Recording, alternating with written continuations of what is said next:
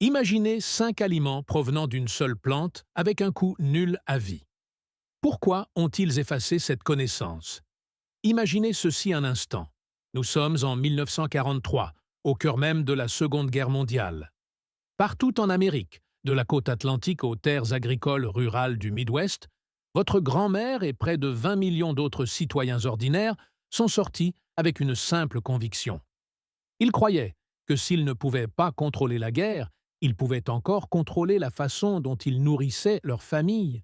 Et ainsi, ils ont planté des potagers de la victoire partout, dans les arrière-cours, les jardins latéraux, les terrains d'église, derrière les usines, le long des clôtures et même sur les toits. Voici la partie qui stupéfie encore l'agriculture moderne. Ces humbles jardins, entretenus par des retraités, des femmes au foyer, des adolescents et des ouvriers d'usines travaillant de nuit, ont produit 40% de tous les légumes consommés aux États-Unis cette année-là. Imaginez cela. Ce n'étaient pas des fermes industrielles ou des chaînes d'approvisionnement d'entreprises. C'étaient juste des Américains ordinaires qui refusaient d'attendre que quelqu'un d'autre mette de la nourriture sur leur table. 40% ont été cultivés par des gens qui croyaient que la sécurité alimentaire n'était pas un système lointain, mais quelque chose que l'on faisait pousser de ses propres mains. Mais les décennies ont passé, et quelque part en chemin, on nous a appris à oublier ce pouvoir. Aujourd'hui, on nous dit que nous nourrir nécessite des engrais spécialisés expédiés à travers les océans, des semences brevetées que nous ne sommes pas autorisés à conserver, et des chaînes d'approvisionnement mondiales si fragiles qu'une simple tempête ou la fermeture d'une usine peut vider des rayons entiers dans les épiceries. On nous dit que la véritable autonomie est compliquée, coûteuse et hors de portée pour quiconque n'a pas des hectares de terrain et un diplôme en agronomie. Pourtant, et si rien de tout cela n'était vrai? Et s'il existait une plante, une seule espèce, qui pourrait pousser directement dans votre jardin, sur un simple treillis, avec presque aucun coût? Une plante qui produit 5 aliments complètement différents de la racine à la fleur. Une plante qui fabrique son propre engrais azoté à partir de l'air ambiant, enrichissant votre sol à mesure qu'elle pousse. Une plante qui contient plus de protéines que presque tout ce que vous avez jamais récolté dans un potager domestique. Et si l'institution scientifique la plus prestigieuse d'Amérique avait étudié cette plante en 1975 et l'avait déclarée littéralement comme un supermarché sur une seule tige? Mais après cela, ce fut le silence. Le financement de la recherche a disparu, les programmes agricoles sont passés discrètement à autre chose, et une culture qui aurait pu transformer la sécurité alimentaire domestique, en particulier pour les seniors et les petits cultivateurs, s'est simplement effacée de la mémoire publique. Ce n'est pas du folklore ou un mythe de jardinier issu d'un catalogue de semences oubliées. C'est une vérité documentée, évaluée par des pairs et financée par le gouvernement qui s'est estompé, non pas parce qu'elle a échoué, mais parce qu'elle ne correspondait pas au modèle moderne de profit agricole. Cette plante est le haricot ailé. Pour beaucoup d'entre vous qui regardez aujourd'hui, en particulier ceux qui ont vécu l'ère des potagers de la victoire ou qui ont grandi en entendant des histoires à ce sujet, c'est une connaissance qui était destinée à votre génération, parce que vous vous souvenez de ce que l'on ressentait en cultivant de la nourriture avec un but, une communauté et une confiance. Aujourd'hui, alors que de plus en plus de gens redécouvrent la valeur de la nutrition faite maison, cette plante oubliée pourrait être exactement le genre de sagesse qui doit revenir sur le sol américain. Commençons le voyage, car l'histoire du haricot ailé n'est pas seulement celle d'une plante, c'est celle du pouvoir que nous avions autrefois et que nous pouvons reconquérir. C'est le rapport qu'ils ne veulent pas que vous vous rappeliez. Avançons de l'ère des potagers de la victoire jusqu'au milieu des années 1970, lorsqu'une chose extraordinaire s'est produite, quelque chose dont la plupart des Américains n'ont jamais entendu parler, même si cela provenait de la plus haute autorité scientifique de la nation. En 1975, l'Académie nationale des sciences des États-Unis a réuni un panel des botanistes, agronomes et chercheurs en sécurité alimentaire les plus respectés du pays. Leur mission était simple, mais urgente. Identifier les cultures tropicales négligées ayant le potentiel de lutter contre la faim dans le monde. En particulier, dans les régions où l'agriculture industrielle avait échoué à plusieurs reprises. Ils recherchaient la résilience, la nutrition et l'adaptabilité. Ils cherchaient des cultures qui n'avaient pas besoin de béquilles chimiques ou d'un sol parfait. Parmi des centaines d'espèces, une plante ne s'est pas seulement démarquée. Elle a stoppé net l'ensemble du comité. C'était le haricot ailé, Psophocarpus tetragonolobus, une liane grimpante vigoureuse, originaire de Papouasie-Nouvelle-Guinée et d'Asie du Sud-Est. Lorsque les scientifiques l'ont examiné, ils n'ont pas utilisé le langage habituel, prudent et mesuré des rapports académiques. Non, ils sont sortis de leurs réserves. Ils ont qualifié cette plante d'exceptionnelle. Ils ont souligné que presque toutes ses parties étaient comestibles, nutritives et polyvalentes. Ils ont même suggéré qu'elle avait le potentiel de s'attaquer à la faim à l'échelle mondiale. Gardez à l'esprit qu'il ne s'agissait pas d'un magazine de jardinage ou d'un groupe d'amateurs. C'était l'Académie nationale des sciences, l'institution même chargée de conseiller le Congrès et de définir les priorités nationales de recherche. Quand ils disent qu'une plante mérite l'attention, cela signifie quelque chose. Mais qu'est-ce qui rendait exactement cette liane si étonnante? D'abord, les graines. Elles contiennent entre 34 et 40% de protéines, rivalisant et, dans certains tests, surpassant même le soja, qui est considéré comme la référence en matière de protéines végétales. Mais contrairement au soja, les graines de haricots ailés contiennent naturellement tous les acides aminés essentiels dans des proportions équilibrées. Cela signifie une protéine complète, sans transformation spéciale, sans additifs et sans les problèmes digestifs que certaines personnes rencontrent avec les produits à base de soja. Pour les jardiniers, en particulier les adultes plus âgés, cherchant à renforcer la santé des muscles et des os, c'est une mine de nutrition qui pousse dans votre propre jardin. Viennent ensuite les feuilles, aussi tendres et nutritives que les épinards, regorgeant de protéines, de calcium et de fer. Vous les récoltez de la même manière qu'un légume vert feuillu, fraîche pour les salades, sautée pour le dîner ou mélangée dans des soupes. Viennent ensuite les fleurs, de délicates fleurs bleu pâle, qui sont utilisées depuis des générations dans la cuisine d'Asie du Sud-Est. Elles ajoutent de la couleur, une douceur subtile et plus de nutrition que la plupart des fleurs comestibles que les Américains connaissent. Mais la partie dont la plupart des jardiniers tombent amoureux, ce sont les jeunes gousses. Elles possèdent 4 belles arêtes, 4 ailes, courant sur toute la longueur de chaque gousse, ce qui donne son nom à la plante. Elles sont croquantes, tendres et éclatantes, avec une saveur que les gens décrivent comme un mélange d'asperges et de haricots verts.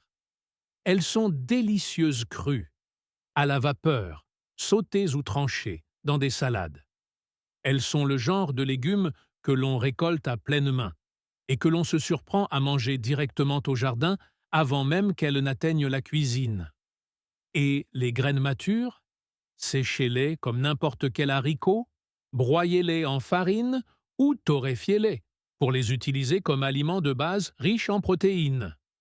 Elles contiennent des graisses saines, substantielles, et offrent des possibilités culinaires infinies.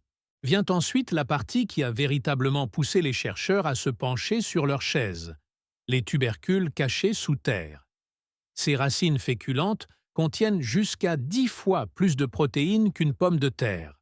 Pensez-y, une culture racinaire, qui n'est pas seulement une source de calories, mais une véritable source de protéines, chose presque inconnue dans la nature. 5 aliments, une seule plante, de la racine à la fleur, nutritive de haut en bas. C'est un système alimentaire complet, enveloppé dans une seule liane. Et pourtant, croyez-le ou non, ce n'est toujours pas la partie la plus remarquable. Car si le haricot ailé peut nourrir votre corps, il a aussi le pouvoir de nourrir votre sol entièrement par lui-même, sans une seule goutte d'engrais synthétique. C'est là, comme nous allons bientôt le découvrir, que commence sa véritable menace pour le système agricole moderne. Si les 5 sources de nourriture différentes du haricot ailé n'étaient pas assez impressionnantes, cette partie suivante est celle où l'histoire passe de remarquable à presque incroyable. Cette plante ne vous nourrit pas seulement, elle nourrit le sol même dans lequel elle pousse, discrètement et continuellement, sans une seule pelletée d'engrais achetés en magasin. Comme toutes les véritables légumineuses, le haricot ailé forme un partenariat souterrain avec des organismes microscopiques appelés bactéries fixatrices d'azote. Ces minuscules alliés se rassemblent à l'intérieur de petits nodules le long des racines et, ensemble, ils accomplissent une transformation qui frise la magie. Ils captent l'azote pur de l'air, le même air autour de nous qui contient 78% d'azote, et ils le convertissent en une forme que les plantes peuvent réellement utiliser. Qu'est-ce que cela signifie pour vous, le jardinier amateur, en particulier ceux qui ont vu les prix des engrais monter en flèche au fil des ans? Cela signifie que cette plante se nourrit elle-même. Elle fabrique son propre azote, le nutriment même dont la plupart des légumes ont désespérément besoin et que les gens dépensent des milliards à essayer de remplacer par des engrais synthétiques. Mais le véritable cadeau est celui-ci. Le haricot ailé ne s'arrête pas à se nourrir lui-même. Il enrichit le sol dans lequel il pousse, laissant derrière lui un réservoir d'azote à libération lente pour tout ce que vous planterez la saison prochaine. Vos tomates, vos poivrons ou vos légumes verts d'automne. Votre sol devient plus riche, plus sain et plus vivant simplement parce que cette plante y a poussé. Réfléchissez-y un instant. Dans le monde agricole d'aujourd'hui, les États-Unis participent à eux seuls à un marché mondial où plus de 200 milliards de dollars par an sont dépensés en engrais azotés synthétiques. Ces engrais sont produits dans des usines massives et gourmandes en énergie qui dépendent du gaz naturel. Ils sont expédiés à travers les océans, transportés sur les autoroutes, puis épandus dans les champs où seule une partie profite réellement aux cultures. Le reste s'infiltre dans les eaux souterraines, contribuant à la pollution et aux proliférations d'algues, ou s'échappe dans l'atmosphère sous forme de puissants gaz à effet de serre.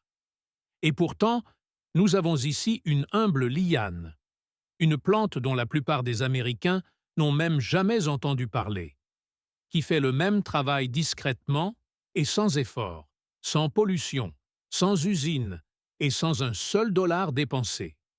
Elle crée son propre azote gratuitement et, ce faisant, améliore le sol sous vos pieds. Ce n'est pas seulement une note de bas de page intéressante. Cela frappe au cœur d'un système construit sur la vente d'engrais, de traitement de semences et de solutions infinies que les jardiniers se font dire qu'ils doivent acheter année après année. Une plante qui fournit sa propre nutrition et améliore la terre pour les cultures futures défie tout un modèle d'affaires qui dépend de clients réguliers. Ainsi, quand vous regardez le haricot ailé, ne voyez pas seulement une source de nourriture riche en protéines. Voyez un bâtisseur de sol, une usine d'engrais qui opère sous terre, et un partenaire qui travaille avec la nature, pas contre elle. Pour les jardiniers, en particulier les seniors qui veulent un sol plus sain sans sacs lourds, amendements coûteux ou produits chimiques nuisibles à l'environnement, cette plante offre quelque chose d'inestimable: l'indépendance. Indépendance vis-à-vis des engrais, indépendance vis-à-vis des coûts élevés et indépendance vis-à-vis d'un système qui profite lorsque votre sol s'affaiblit, et non lorsqu'il se renforce. Le haricot ailé est la preuve vivante que la nature a déjà résolu les problèmes pour lesquels le monde moderne insiste que nous devons payer pour en sortir.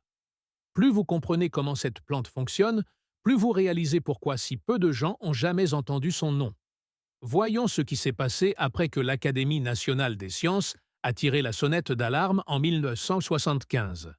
Ce qui se déroule ensuite n'est pas un échec scientifique. C'est une histoire façonnée par les priorités et par le profit. Après ce rapport élogieux, des stations de recherche à travers les tropiques ont commencé à tester le haricot ailé. Des essais ont été lancés aux Philippines, en Papouasie-Nouvelle-Guinée et dans certaines parties de l'Afrique, où les défis de sécurité alimentaire étaient les plus grands. Les résultats ont confirmé tout ce que l'Académie avait écrit. Densité nutritionnelle, adaptabilité, amélioration du sol et résilience dans les sols pauvres. En Papouasie-Nouvelle-Guinée, où les communautés locales cultivaient le haricot ailé depuis des siècles, ce n'était pas du tout une expérience de laboratoire. C'était déjà un aliment de base ancré dans la vie quotidienne. Les gens mangeaient les gousses, les feuilles, les graines et même les tubercules. Ce n'était pas exotique ou nouveau. Cela fonctionnait, tout simplement. Mais ensuite, quelque chose d'étrange a commencé à se produire. Malgré le succès, l'activité de recherche a ralenti. Les financements promis pour les programmes d'expansion ne sont jamais arrivés. Les plans pour des programmes de déploiement agricole à grande échelle qui auraient pu apporter le haricot ailé à des millions de petits agriculteurs se sont discrètement dissous. Les programmes de vulgarisation se sont estompés, les universités sont passées à autre chose, et la question devient « Pourquoi ?» Pour répondre à cela, nous devons regarder ce qui émergeait d'autre durant la même période. À la fin des années 1970 et au cours des années 80 et 90, les sociétés agrochimiques ont commencé à investir des milliards dans une nouvelle génération de cultures. Des variétés génétiquement modifiées conçues pour être associées à des herbicides brevetés. Puis en 1996, seulement 20 ans après le rapport sur le haricot ailé, Monsanto a lancé le soja Roundup Ready. Il s'agissait de semences conçues pour survivre à une pulvérisation de Roundup, le propre herbicide de Monsanto. Le modèle d'affaires était d'une efficacité redoutable. Les agriculteurs achetaient les semences, mais ils ne les possédaient pas. Chaque sac était accompagné d'un accord de licence. Ils pouvaient planter les graines, mais il leur était interdit d'en conserver pour l'année suivante. Cela signifiait que chaque saison nécessitait un nouvel achat, et chaque hectare nécessitait le pack chimique de Monsanto pour l'accompagner. En 2005, près de 87% de tous les champs de soja aux États-Unis étaient plantés de ces variétés résistantes au glyphosate. Le Roundup Ready était devenu l'épine dorsale de l'agriculture industrielle, créant une boucle fermée de dépendance, des semences que vous devez acheter annuellement associées à des produits chimiques que vous devez également acheter annuellement, le tout sous brevet. Comparez cela avec le haricot ailé. Le haricot ailé ne nécessite rien de tout cela. Il n'y a pas d'achat annuel de semences, pas d'accord de licence et aucun apport chimique. Il se fertilise lui-même et améliore même la terre pour la culture suivante. Il prospère dans des sols considérés comme trop pauvres pour les cultures commerciales et chaque jardinier ou petit agriculteur peut conserver ses propres graines gratuitement, année après année. Deux chemins s'ouvraient au monde agricole. Un chemin menait à des revenus récurrents, à la propriété intellectuelle, au contrôle des entreprises et à des ventes annuelles garanties. L'autre chemin menait à l'indépendance, à la résilience et à quelque chose dont les économistes modernes parlent rarement, la souveraineté alimentaire, la capacité de se nourrir sans avoir besoin de l'approbation ou des produits de qui que ce soit d'autre. Maintenant, demandez-vous honnêtement, quel chemin pensez-vous avoir attiré des milliards de dollars de financement de recherche et quel chemin s'est discrètement effacé à l'arrière-plan? Il ne s'est pas effacé par manque de valeur, mais parce qu'il manquait de rentabilité pour les personnes qui façonnent les priorités agricoles. Cette chronologie nous dit quelque chose de crucial. Le haricot ailé n'a pas été oublié parce qu'il a échoué. Il a été oublié parce qu'il a réussi de manière qui ne profitait pas à ceux qui tenaient le carnet de chèques. C'est exactement pourquoi les jardiniers, en particulier les seniors qui se souviennent de ce qu'est la véritable autonomie, ont besoin d'entendre cette histoire aujourd'hui. À ce stade, vous pourriez penser « Eh bien, c'est une histoire fascinante, mais j'habite dans l'Ohio, le Tennessee ou la Caroline du Nord. N'est-ce pas une plante tropicale ?» C'est une question légitime, car pendant des décennies, cette idée fausse est exactement ce qui a empêché les jardiniers d'Amérique d'essayer le haricot ailé. Mais voici la bonne nouvelle, et elle pourrait vous surprendre. Vous pouvez cultiver des haricots ailés dans une grande partie des États-Unis. Pas seulement dans les tropiques profonds ou les endroits lointains aux jungles humides, mais ici même, à travers le sud, le sud-est, de vastes parties du sud-ouest et même le long des côtes. Si vous pouvez faire pousser des tomates pendant l'été ou des haricots à rames, votre climat est presque certainement assez chaud pour les haricots ailés. La plante prospère dans les zones de rusticité, USDA 8 à 12, ce qui couvre des millions de jardins américains. Et même pour ceux qui se trouvent juste à l'extérieur de ces zones, il y a un développement passionnant qui change tout. Des sélectionneurs du monde entier ont passé des décennies à travailler discrètement sur une percée. Des variétés neutres à la photopériode. Traditionnellement, les haricots ailés avaient bien besoin de jours courts, moins de 12 heures de lumière, pour déclencher la floraison. Cela signifiait que dans les régions du Nord, les plantes fleurissaient enfin à la fin de l'automne, juste au moment où le gel arrivait, si bien que les jardiniers abandonnaient tout simplement. Mais des variétés comme Hunan et Urizun ont réécrit les règles. Ces souches neutres, à la durée du jour, fleuriront et produiront des gousses tout l'été, tant que les températures nocturnes restent au-dessus de 21 degrés Celsius.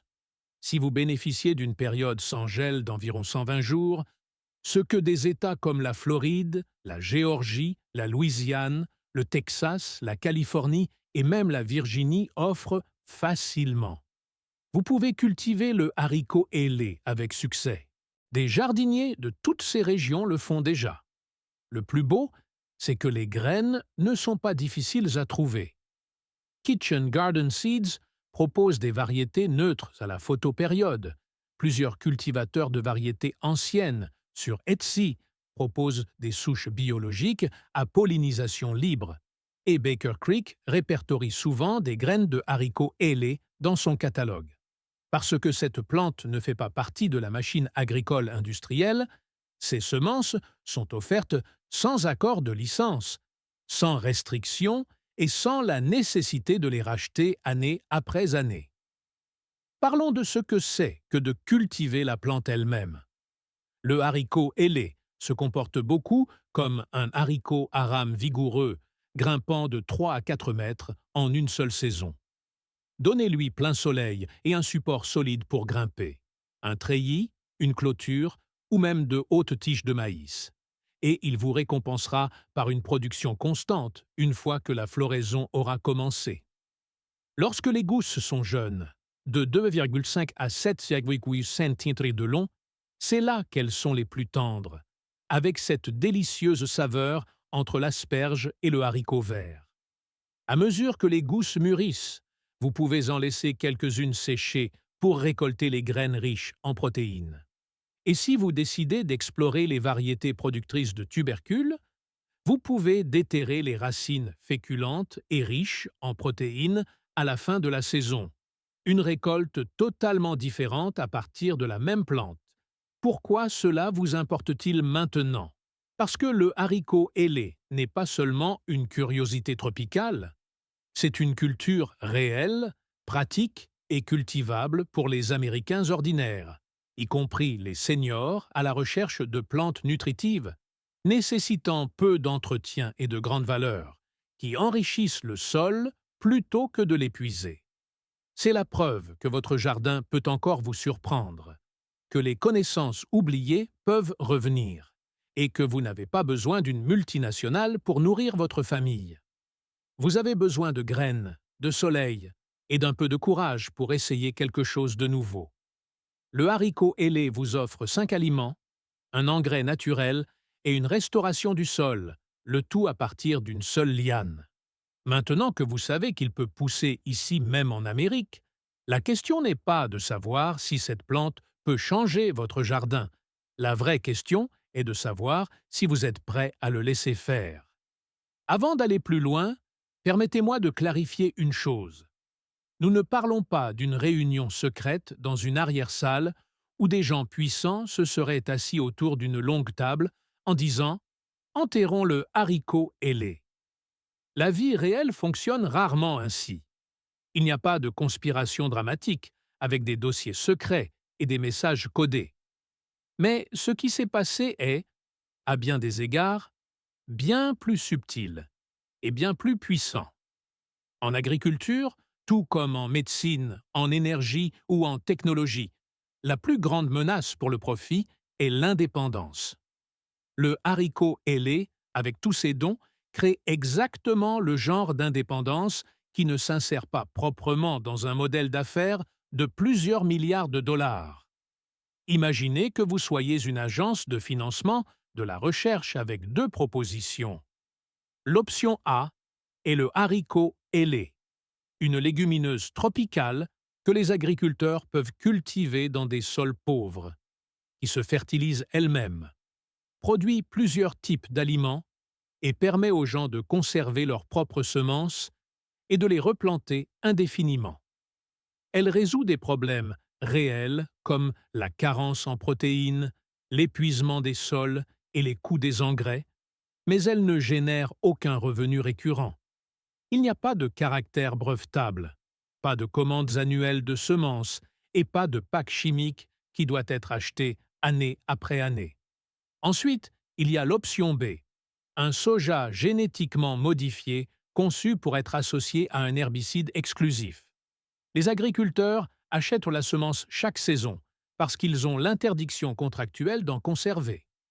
Les semences nécessitent des produits chimiques spécialisés et la multinationale derrière gagne des milliards en ventes répétées garanties, ce qui leur donne les ressources nécessaires pour faire du lobbying auprès des gouvernements, mener des campagnes de marketing et influencer la recherche future. Quelle proposition est la plus susceptible de recevoir un financement? Pas parce qu'elle est meilleure pour le sol, plus nutritive ou qu'elle sert les petits agriculteurs, mais parce qu'elle garantit des revenus continus. Ce n'est pas une conspiration, c'est la logique du marché, froide, prévisible et indifférente au bien-être humain. La logique du marché n'est pas conçue pour protéger votre sécurité alimentaire, elle est conçue pour protéger les rendements des actionnaires. Et ainsi, au cours des années 1980 et 1990, alors que les plus grandes entreprises d'engrais affichaient des bénéfices records et que les technologies de semences brevetées se concentraient entre les mains de quelques entreprises, le haricot ailé a discrètement disparu dans les réserves. Il n'a pas été détruit ou interdit. Il a été simplement ignoré, préservé dans des banques de ressources phytogénétiques, documenté dans des rapports poussiéreux et rangé dans des collections plutôt que d'être planté dans un sol vivant. Pendant ce temps, les coûts des engrais ont explosé. En 2022, les 9 plus grandes entreprises d'engrais ont réalisé 57 milliards de dollars de bénéfices, 4 fois ce qu'elles gagnaient à peine 2 ans plus tôt. Pour mettre cela en perspective, ces bénéfices, à eux seuls, étaient 30 fois supérieurs au montant total que les agriculteurs américains ont dépensé en engrais importés cette même année. Alors que les agriculteurs et jardiniers ordinaires luttaient contre la flambée des prix, les entreprises célébraient, trimestre après trimestre, des résultats historiques. Pendant tout ce temps, une plante existait, discrète, humble, oubliée, capable de produire son propre engrais azoté, de réduire la dépendance et de redonner aux gens une mesure de contrôle sur leur approvisionnement alimentaire. Le haricot ailé aurait pu protéger des millions de petits cultivateurs de ce cycle de hausse des coûts et de réduction des marges. La vérité est qu'il le peut encore. Mais d'abord, quelqu'un doit raconter l'histoire. Quelqu'un doit ramener la connaissance à la lumière. Quelqu'un doit dire qu'il existe une autre voie et que la nature l'a déjà conçue.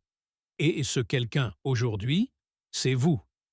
Si vous avez 60, 70 ou 80 ans, vous portez une mémoire dont les jeunes générations ne parlent presque plus, parce que vous avez vécu une époque où l'Amérique cultivait sa propre nourriture, pas comme une mode, mais comme un mode de vie. Il y a eu un moment dans ce pays où près de 80% des foyers américains entretenaient un jardin. Le jardinage n'était pas un passe-temps alors, c'était pratique, déterminé et, dans de nombreuses communautés, même patriotique. C'était quelque chose que les Américains faisaient ensemble, convaincus que la force pouvait naître du sol, de la graine et de la responsabilité partagée. Quelque part en chemin, cela a changé. On nous a enseigné que notre nourriture vient des supermarchés, pas de nos mains, que le jardinage est charmant mais superflu, et que la véritable agriculture appartient à des exploitations massives, dotées de machines à 1 million de dollars et de semences conçues en laboratoire. Mais vous vous souvenez d'autre chose. Vous vous souvenez quand cultiver de la nourriture était normal, attendu et profondément satisfaisant. Ce qui est remarquable, c'est qu'en ce moment même, une nouvelle génération redécouvre exactement ce que vous saviez déjà. Pendant la pandémie, la production alimentaire domestique a bondi et les chercheurs ont remarqué que les personnes qui cultivaient ne serait-ce qu'une petite partie de leur propre nourriture éprouvaient moins d'insécurité alimentaire et un meilleur bien-être mental. Des communautés ont commencé à raviver les traditions des potagers de la victoire dans les arrière-cours, les terrains d'église et les parcelles partagées. Les jeunes familles, comme les retraités, se sont tournées vers le sol pour trouver confort, stabilité et but. C'est là que vous intervenez, car vous êtes idéalement positionné pour mener ce renouveau. Le jardinage maintient votre corps en mouvement, votre esprit concentré et votre âme ancrée. Votre sagesse est un atout dont les jeunes cultivateurs sont avides. Imaginez ceci. C'est le début du printemps et vous plantez une seule rangée de haricots ailés. À la fin de l'été, vous tendez la main pour récolter des gousses vertes tendres et croquantes avec ce délicieux goût d'asperges. Peut-être cueillez-vous une poignée de fleurs bleu pâle pour égayer une salade. Peut-être mettez-vous de côté une partie des graines matures pour les faire sécher, des graines regorgeant de protéines plus complètes que de nombreux aliments du supermarché. À l'approche de l'automne, vous arrachez doucement les lianes et découvrez les tubercules féculents et riches en protéines nichées dans le sol. Le sol sous eux est enrichi par l'azote, créé naturellement par la plante, plus sain et prêt pour les cultures de l'année prochaine. Vous mettez de côté quelques gousses pour la semence, les emballez dans de petites enveloppes et les tendez à votre voisin ou à vos petits-enfants. Vous en apportez à votre club de jardinage et regardez les yeux des gens s'illuminer lorsqu'ils découvrent une culture qui n'aurait jamais dû être oubliée. À cet instant, vous ne faites pas que du jardinage. Vous restaurez un pan de la mémoire américaine. Vous transmettez une connaissance que quelqu'un, quelque part, a discrètement laissé s'effacer. Vous montrez à la génération suivante que l'indépendance peut pousser dans un jardin et que la sagesse oubliée peut renaître. Ce n'est pas seulement du jardinage, c'est un héritage, et c'est à vous de le porter vers l'avenir. Maintenant, passons à la pratique. Pour commencer, les graines de haricots ailés ont une enveloppe extérieure naturellement dure. Avant de planter, entaillez délicatement chaque graine avec une lime ou la pointe d'un couteau, juste assez pour laisser passer l'eau. Ensuite, faites-les tremper dans de l'eau tiède pendant 24 à 48 heures. Les graines qui ont gonflé sont prêtes pour la terre. Le timing et la chaleur sont essentiels. Attendez que tout danger de gel soit passé et que la température de votre sol ait atteint au moins 15 degrés Celsius. Choisissez l'endroit le plus lumineux et le plus chaud de votre jardin. Plantez chaque graine à environ 2 ou 3 cm de profondeur, espacée de 30 à 60 cm. N'oubliez pas que le haricot ailé est un grimpeur enthousiaste. Avant de planter, installez un système de support robuste comme un treillis ou une clôture. Ces lianes peuvent atteindre 3 à 4 mètres. En prendre soin est simple. Elles apprécient une humidité constante, mais pas un sol détrempé. Vous n'avez pas besoin de les fertiliser. Elles créent leur propre azote. Quand la saison de récolte arrive, cueillez les gousses vertes jeunes, entre 2,5 et 10 cm de long. Pour les graines matures, laissez les gousses mûrir et sécher complètement sur la liane. Les feuilles peuvent être récoltées comme des épinards, et les fleurs peuvent être cueillies au fur et à mesure de leur floraison. Si vous cultivez une variété productrice de tubercules, déterrez les racines à la fin de la saison. Conserver les semences est facile. Laissez quelques gousses sécher sur la plante, récoltez les graines et conservez-les dans un endroit frais et sec. Cette histoire est bien plus vaste qu'une seule culture. Le haricot ailé est une étude de cas sur quelque chose qui se produit depuis des décennies. À travers le monde, des milliers de plantes négligées dorment dans des banques de semences. Beaucoup sont des mines nutritionnelles qui régénèrent le sol et endurent des conditions difficiles mieux que les cultures de base. Pourtant, elles reçoivent rarement des financements de recherche, car elles ne peuvent pas être facilement brevetées. Elles rendent les jardiniers et les petits agriculteurs plus autonomes.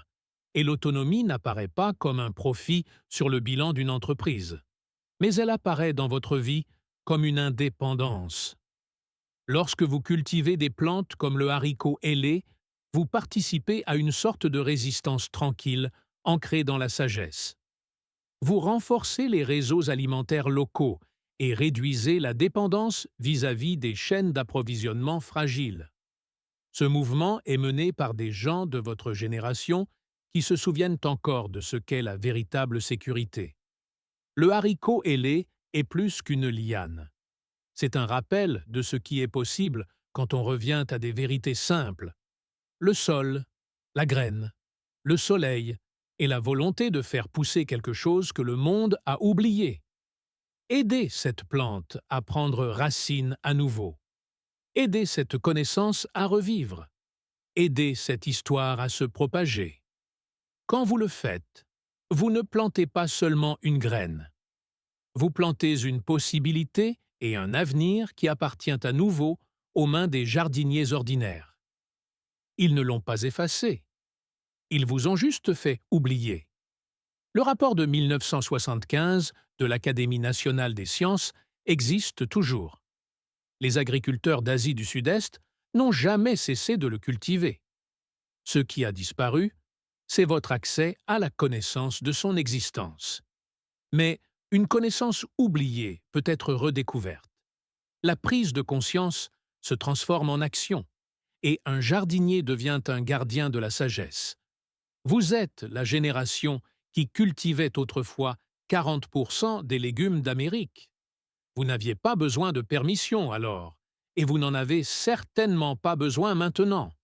Tout ce dont vous avez besoin, ce sont des graines, un peu de savoir et la volonté de faire pousser quelque chose dont le système moderne espérait discrètement que vous n'entendriez jamais parler. Le haricot ailé vous attend, votre jardin vous attend, et le prochain chapitre vous appartient. Si cette histoire a changé votre façon de voir le potentiel de votre propre jardin, n'hésitez pas à vous abonner et à aimer cette chaîne. Nous découvrons l'histoire qu'ils ont essayé d'enterrer. Plantez l'avenir. Le prochain trésor sera révélé bientôt.